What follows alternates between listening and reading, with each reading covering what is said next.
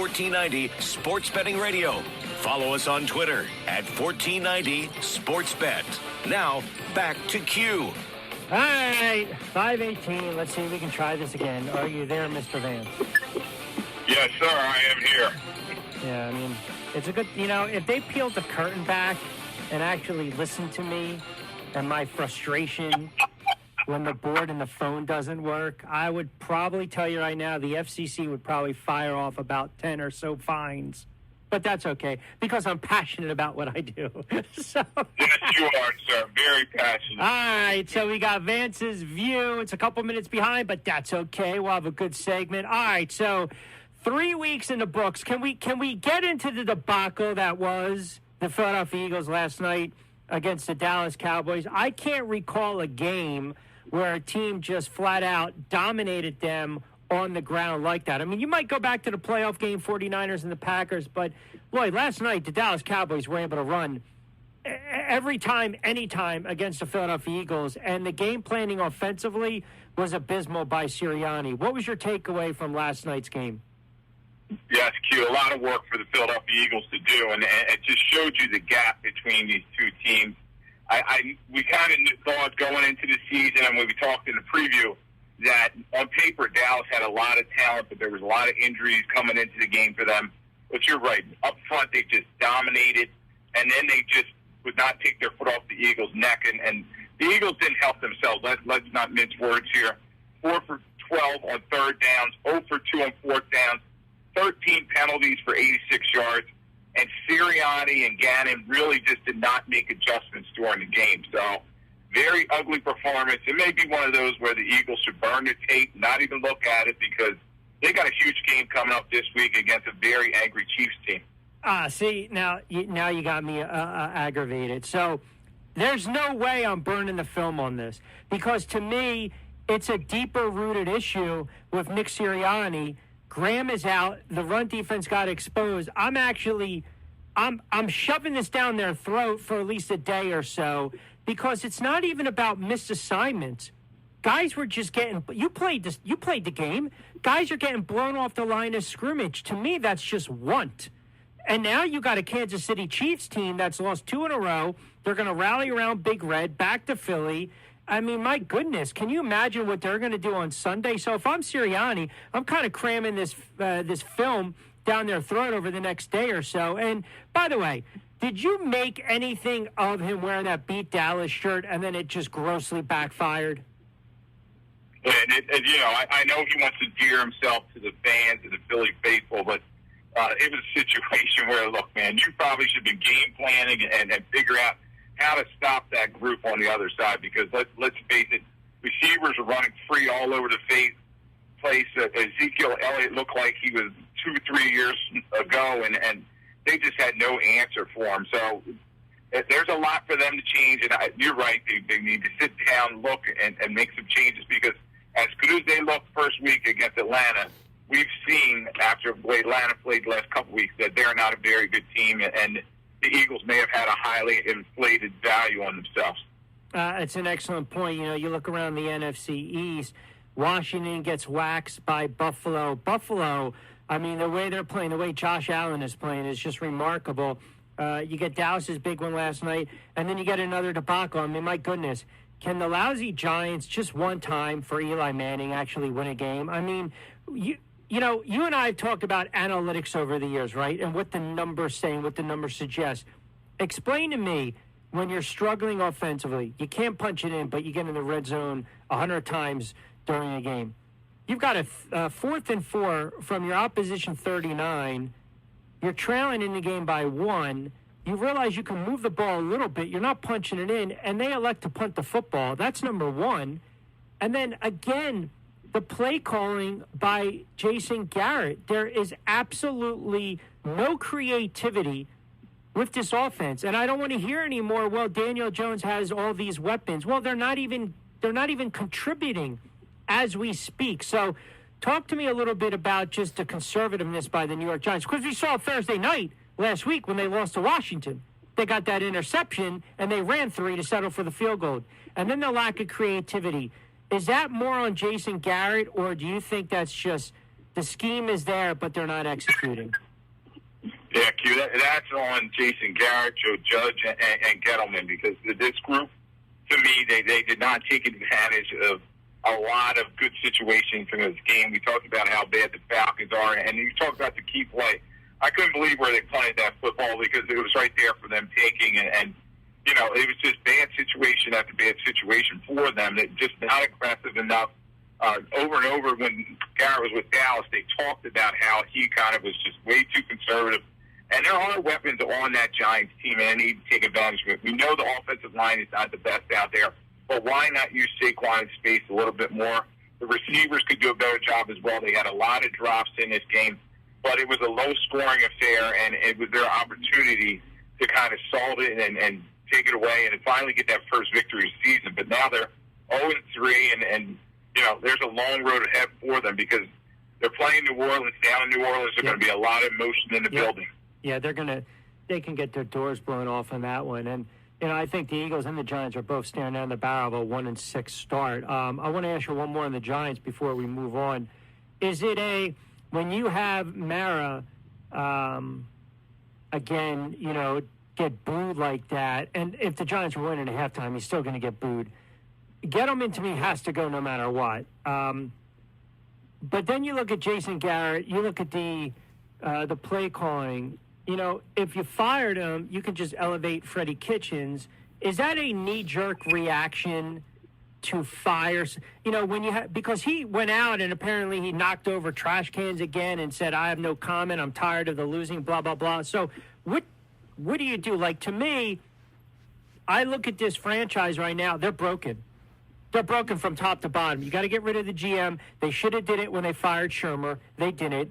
You got to get rid of the offensive coordinator. You can get rid of Patrick Graham. And quite frankly, if Joe Judge loses a team, you know, what are you going to do? You're going to fire him and bring in another coach? That would be the fourth head coach in, 5 years? I mean, now you become like how Cincinnati used to be, or Jacksonville, or the Jets, or the Lions. You have now hit rock bottom, which I pretty much think they're there. Yeah, they got a lot of work to do, and they first and foremost need to figure out with Daniel Jones. Is he their guy? He's coming up on these contract years. Do they give him extension? If it was me, they probably shouldn't. Gettleman, he's had his opportunities in terms of the draft. He just made a lot of bad picks. They have free agent signings like Nate Solder giving him all that money, and he just wasn't worth it. And you know, at this point, you have to say he's firmly on the hot seat. And Joe Judge, it's very early, year 2 for him, but he might be as well, because this team, as you're saying, they're kind of broken. They just don't seem to be hitting on any cylinders. And Joe Judge, special teams was his calling card, and they have played pretty well, badly on special teams as well. So this team has a lot to clean up. But I know everybody says in NFC least, they're always going to be in the mix, but they're firmly in the cellar right now. Yeah, Dallas is clearly the best team in the NFC East, and they might be the top team along with, say, the Rams, Tampa. You want to throw Arizona, maybe Carolina into the mix as well in the NFC. I like what Carolina is doing. I know McCaffrey got nicked up, but Sam Darnold had played very clean football. I mean, what's more surprising, the Panthers at 3-0 or Arizona at 3-0? I'd say right now we'd have to say it's the Panthers. I know they haven't played murderers, bro. You know, the Jets, the Saints when they're kind of downtrodden, and Houston. Yep. But they've just, you know, when you have these bad teams, you got to take advantage of it, and that's what you're seeing with them. Losing Christian McCaffrey, obviously, that was going to hurt them. But, you know, Matt Rule has these guys believing, and then he has Hassan Reddick and Brian Burns, these guys getting after the quarterback defensively, and that's just the key to this whole situation for them. So they lose J.C. Horn, a young quarterback, but they picked somebody up recently in a trade, and they're just going for it. So right now, at 3-0, this is their opportunity, and they're going to go to Dallas. That should be a really prove-it type of game, maybe a playoff preview. And right now, Carolina, they're looking like they're a contender. Yeah, it's a good point. I mean, Darnold's playing really well, and you mentioned that trade. They got C.J. Henderson from Jacksonville. You know, you still want McCaffrey out there, obviously. Now, again, you look at Carolina, right? They got the Cowboys, the Eagles, the Vikings, the Giants, the Falcons. Even if they stub their toe against the Cowboys, you got 3 or 4 winnable games. So now, all of a sudden, it's 7-1, 8-1 start. Not bad, knowing that Tampa Bay is already a game back. You know, the Rams, it's amazing, right?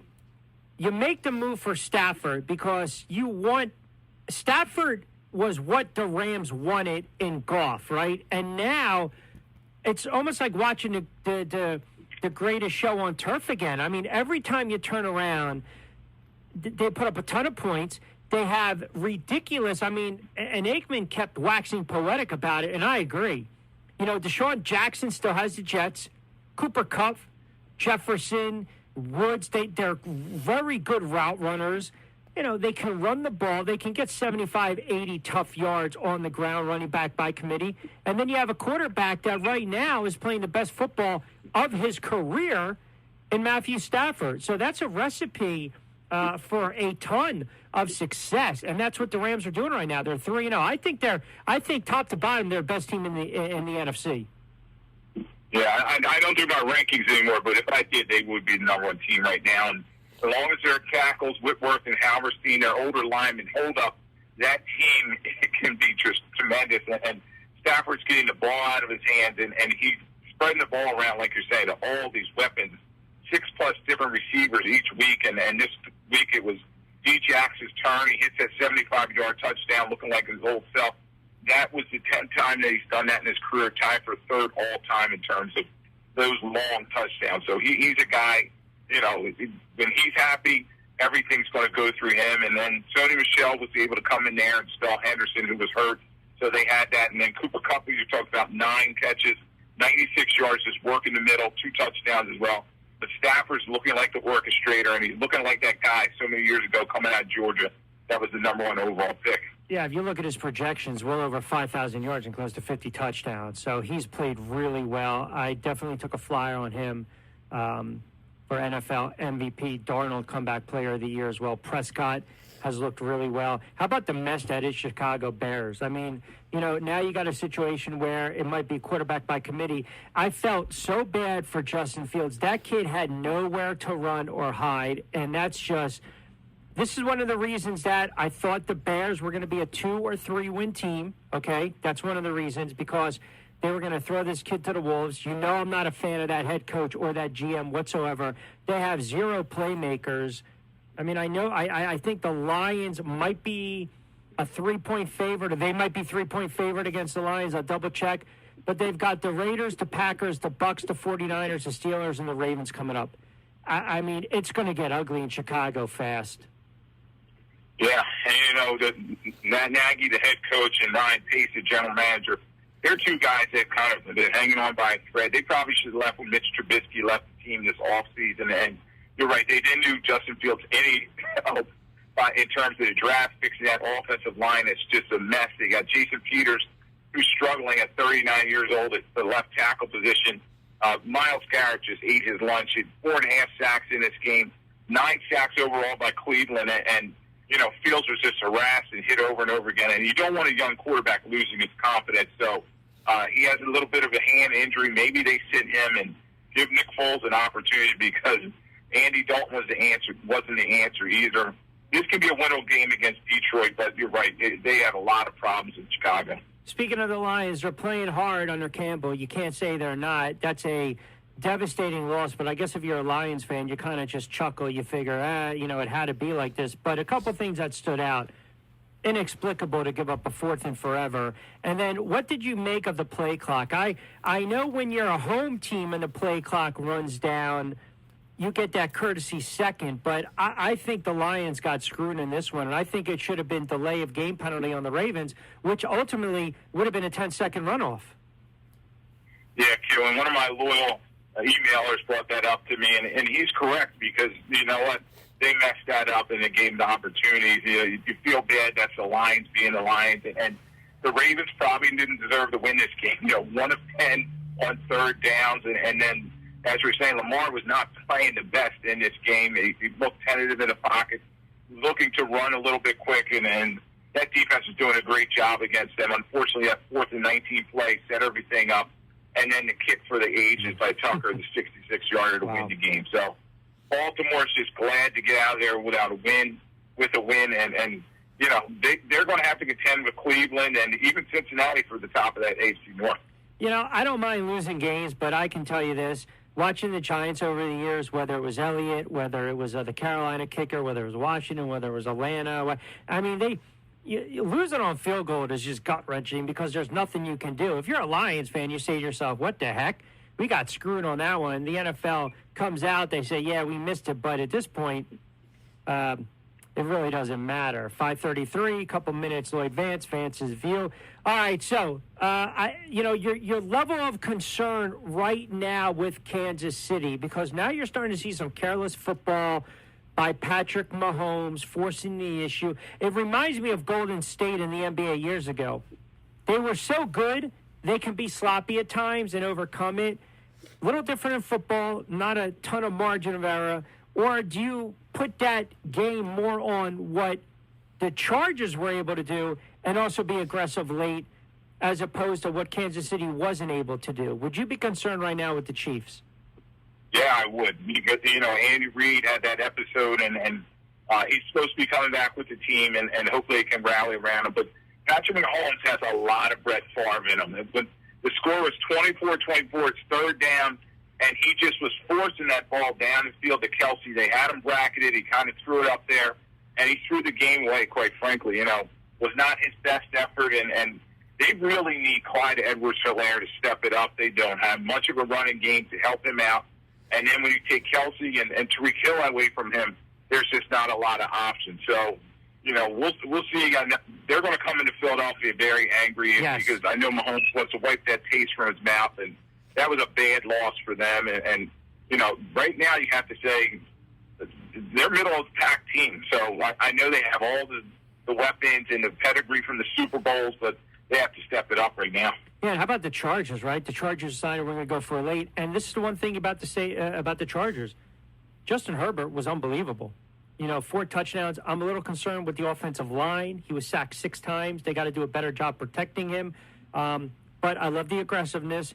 Mike Williams is a stud. He's a flat-out stud, 7 for 122, 2 touchdowns, a game-winning touchdown toss as well late. But I in years past, the Chargers will lose these types of games. Yeah, they have the young coach, Brandon Staley, coming over from the Rams, and he's bringing that aggressive attitude. I couldn't believe they were not going to kick the game winner, and they said, you know what, we're just going to go for it and just try to throw it in there. And you're right, Williams has really stepped it up, a former very high draft pick that was kind of disappointing. He's making a lot of big plays, and you cannot forget about Keenan Allen, one of the most underrated players in the NFL, and Austin Eckler, their running back. So they have a lot of pieces in place. They're fun to watch, and that defense is rallying around Bosa and Derwin James. So they're a very good team to watch. And they have a big game in the AFC West. They got this Vegas going to them this week. So we'll see if they're able to step it up. That's on Monday Night Football. Yeah, and the Raiders had the big emotional win in overtime. Again, give the Dolphins credit. Hung in there. Brissett with a couple plays late with his legs to force OT. They converted a 4th down as well. Raiders were 3-0. A lot of 1-2 type of teams out there. Minnesota, that was one of my stronger plays, must win. Cousins delivered. Now, if you're a Seattle fan, you're saying to yourself, all right, 1-2, no panic, but yet you got to go on the road and take on the 49ers, so back-to-back tough games. You got the Rams, and then you got to go on the road, Pittsburgh, then you got the Saints. Seattle's season might kind of hang in the balance over the next month. Yeah, and we know 1-2 is not death sentence to a team season. 0-3 definitely is. There's been only about 4 teams since 1990 that made the playoffs after going 0-3. 1-2, we've seen that before. Teams like the Giants in 07 and 11, they were able to rally from that situation. So, Seattle, you're right. They have to pick it up. They haven't scored any points in the third quarter. They just kind of come out and then they hit a wall and then they're kind of desperate at the end. But they couldn't answer the bell on this one, and the Vikings just kept taking it to them. So it's a situation where they need more from people around Russell Wilson. I know they lose Tyler Lockett to the ACL, but they have to do a better job helping him out. And then defensively, they're just not getting pressure on a quarterback. Carlos Dunlap has been kind of lost. And other than Bobby Wagner making a lot of tackles, there's not a lot defensively.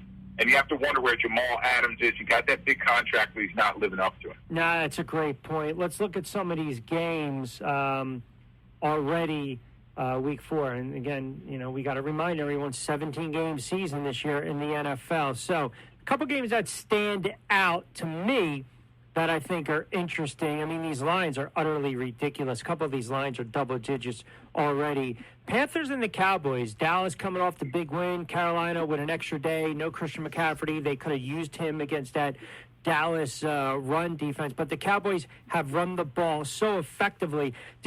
I believe this is more of a litmus test on Carolina, who's getting 5, than the Dallas Cowboys, who will get the 5, and they'll be the home favorite here Sunday at 1 o'clock. What's your thoughts on this one?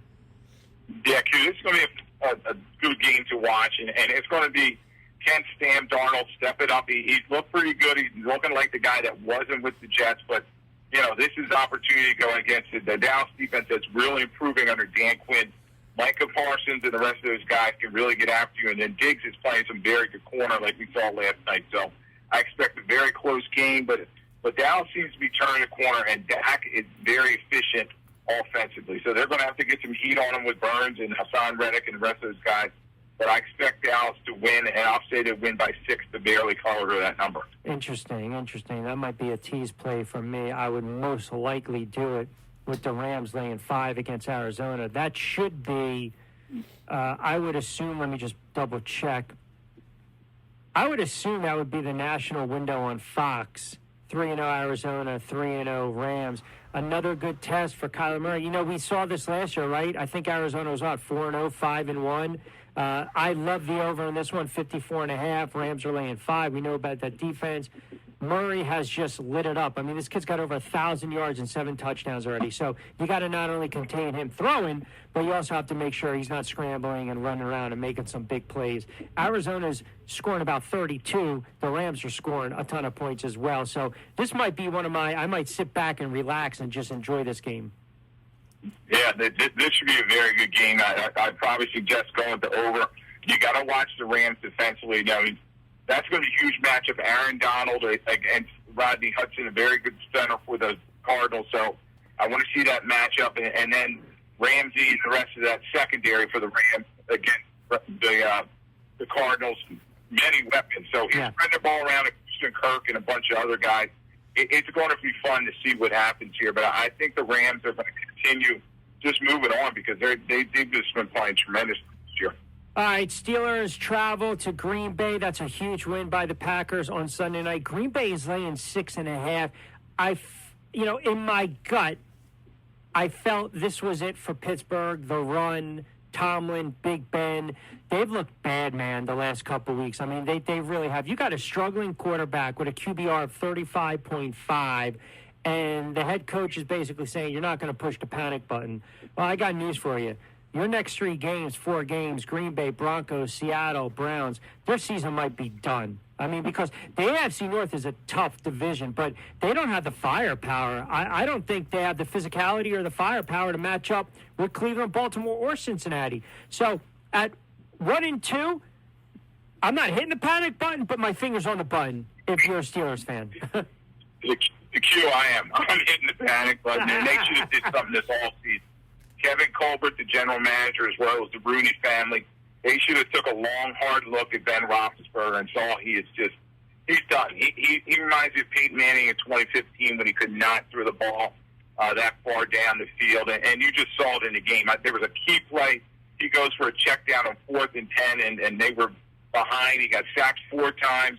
He threw 2 picks to a linebacker, Logan Williams, in this game, and he just does not look like the guy he was, and it's just unfortunate for him that his career is going to end like this. Maybe they might want to bench him, but it seems like Green Bay has kind of turned a corner. Aaron Rodgers, do you know what he did with 37 seconds left? Him and Devontae Adams are playing at a very high level, and with T.J. Watt hurt for the Steelers, I think Green Bay is going to win this game and win it big. Lloyd, the body breaks down. His last best season was 2018.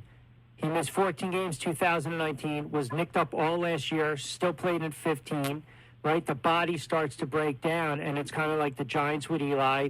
There's this sense of loyalty, and isn't it ironic, the Rooney and the Maris family? So, I mean, you bring up a really interesting point there, because if it really goes bad, you're right, they might have to basically change the page and go forward. All right, let me squeeze in 2 more before I let you get out of here. All right, I would be remiss if we didn't what I think is going to be one of the most heavily bet and watch games of maybe the last 20-something odd years in the NFL. And no, I'm not talking about the Giants and the Saints. I'm talking about Tom Brady returning to take on the hoodie.